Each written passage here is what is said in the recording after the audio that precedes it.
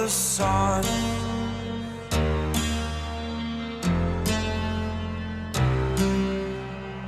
To dream, believe in strength. Now I'm the only one. Only one.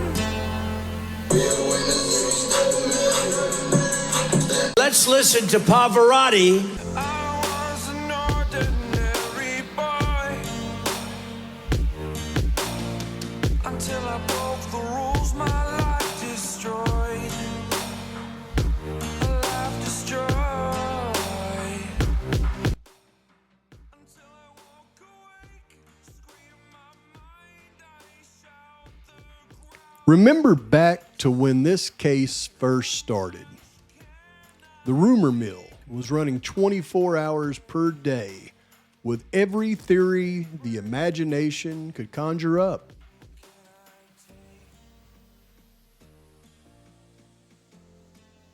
Can I be your superhero?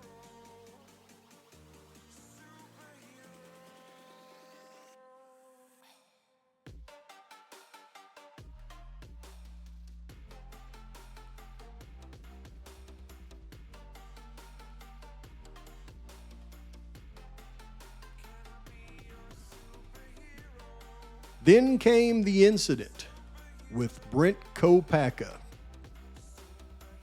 As soon as the talk turned to the possible involvement of Bryan Kohberger in the Moscow atrocity, the pressure hammered down from officials with the help of mainstream media to silence the discussion.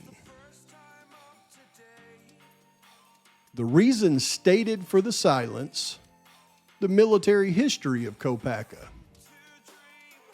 The same silence has not been applied to Richard Allen due to his military service, nor the driver of the Tesla truck that was loaded with a bomb to explode in front of Trump Towers in Las Vegas. He was a special trained active military serviceman who had just returned from deployment overseas. The double standard is apparent. Then the censoring of the possible rug connections between the victims in the house and their parents' involvement into the narcotics world. Other stories were left to soar without censorship, like Jack D. Until I woke awake, scream my mind, I shout the ground shakes. How much can I take? The Adams, the frat conspiracy on steroids. These stories flourished for nearly 2 years without the officials, mainstream media, or any other powers attempting to stop the conversations. Was this a welcome distraction for those that wish to convict Bryan Kohberger and declare the town of Moscow safe? With the trial approaching and the truth finally gaining ground,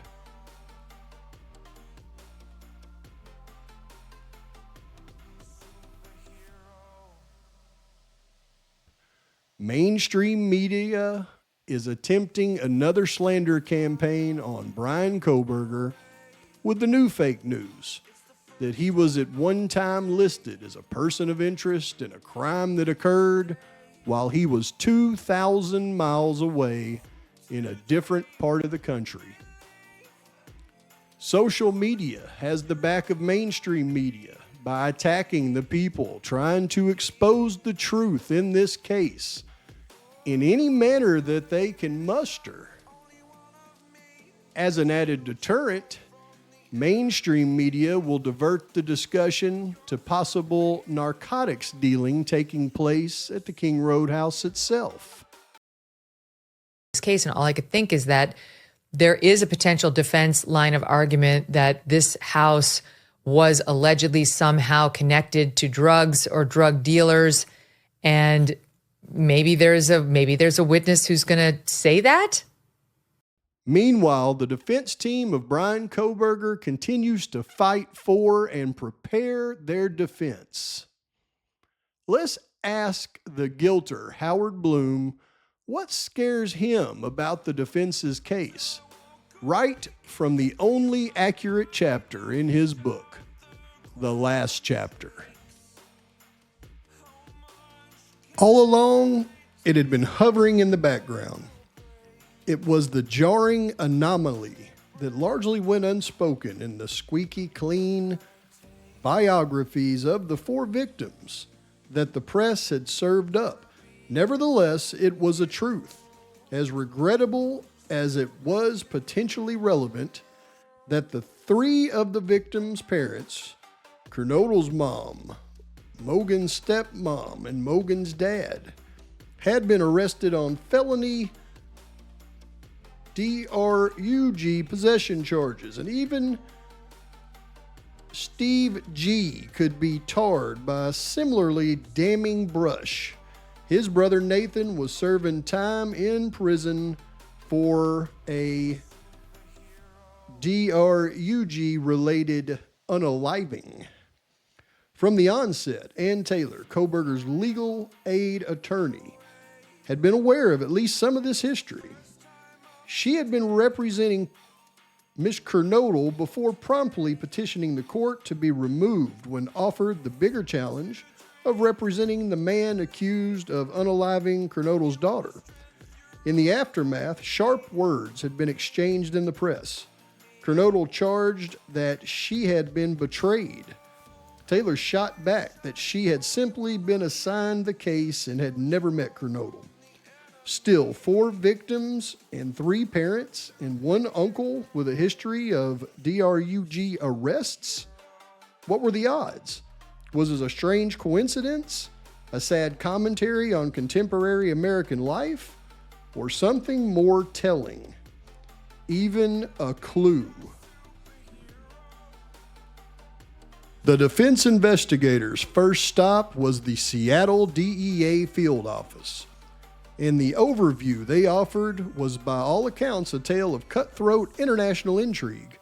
It was a story of a pipeline that ran from China, where the fentanyl precursors chemicals were produced, to the sinister Sinaloa and Jalisco cartels in Mexico, which manufactured the drugs and then smuggled the too often lethal product to their distribution networks in northwestern urban hubs such as Seattle and Spokane, Washington.